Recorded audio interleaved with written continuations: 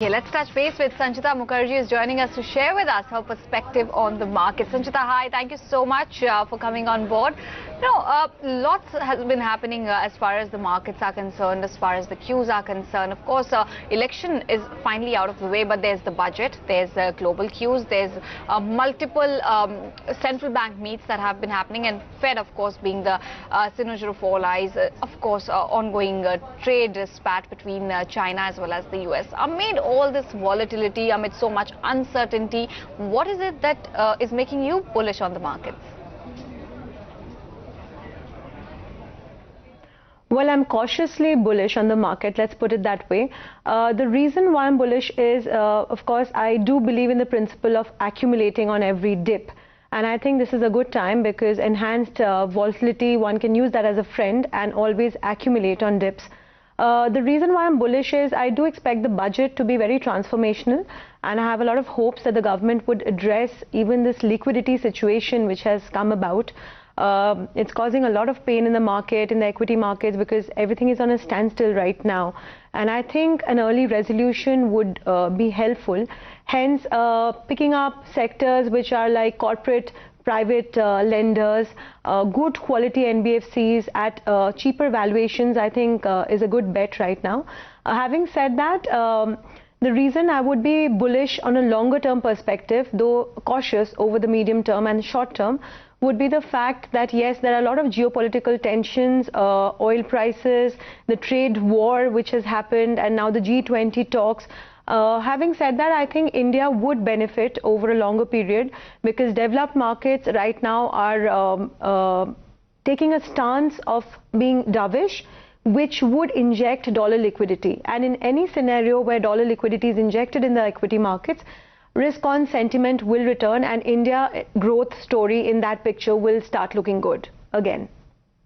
It's the Fed stance which is likely to be dovish this time. That's something that you seem to be betting your hopes on. But, you know, liquidity scare clearly has taken a beating as far as the entire consumption space is concerned, whether it's retail, whether it's autos, even FMCG to a great extent. Can you tell us, how do you view this entire scenario for the consumption space to pan out? This looks a little bit of a grave situation right now because liquidity has come to an absolute standstill, and I think this whole NBFC crisis that we are facing right now needs to be addressed on a war footing. I was more or less hoping that the central bank would come up with a measure in the monetary policy, but that did not happen. So I have my hopes on the budget. I do think it needs to be addressed very fast because there's always a lagged effect. And let's understand, we've had very good capital lines for the consumption sector, for auto, for small businesses, merchants, say rickshaw pullers, pharmacies. Everything is dependent on this liquidity lending business. So for NBFCs to fail would be a massive blow to the Indian economy. It is something which needs to be addressed either through an OD line from the RBI or through, say, the public sector banks can open a line for them. But definitely the shadow banking sector in India cannot be allowed to fail. Right. What about, you know, the way the mid-cap and small-cap space has been moving? Because when the run-up was happening, it did not rally as far as, you know, on par with the benchmarks post the elections. But when it comes to the down spiral, it still is on that trajectory pretty much. It still continues to bleed day after day. Can you tell us what is your view on the broader markets? I would think it's a great time to cherry pick on good quality mid and small cap stocks. There's a lot of opportunities even in good quality NBFCs, specialty chemicals, certain capital good companies, infrastructure companies which have taken a beating. I think you're absolutely right in summing up the fact that benchmarks have rallied post-election. So they're at a forward PE, the Nifty is at a forward PE of 18.5. But the mid and small cap, which are the broader markets, have not rallied that significantly, and there is a valuation discount. So yes, and some of these companies are actually the India growth story.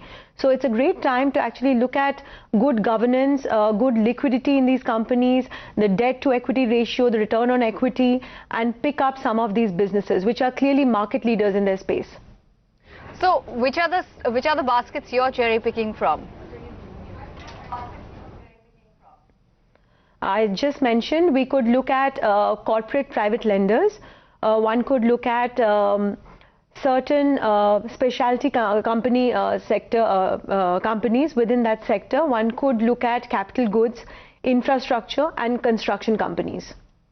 All right, Sanchita, great chatting with you as always. Thank you so much for taking time out for us and for sharing your perspective and insights on the markets.